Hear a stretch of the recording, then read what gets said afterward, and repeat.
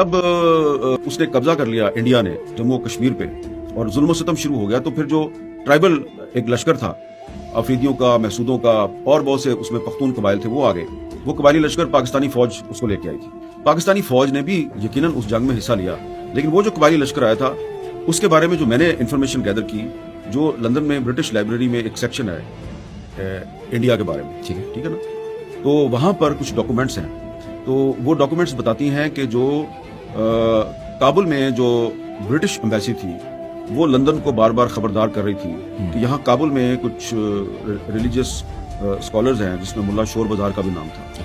اور یہ کابل میں بیٹھ کے فتوے دے رہے ہیں کہ جموں کشمیر میں مسلمانوں کے ساتھ ظلم ہو رہا ہے تو ان کی مدد کرو، اور یہ افغانستان سے لشکر تیار ہو کے یہ جا رہے ہیں۔ اچھا، وہ جو لشکر آتے تھے وہ خیبر کے راستے سے آتے تھے، وہ جو لشکر آیا تو جو آفریدی قبائل ہیں وہ بھی اس میں شامل ہو گئے، وزیرستان سے محسود اور وزیر قبائل بھی اس میں شامل ہو گئے،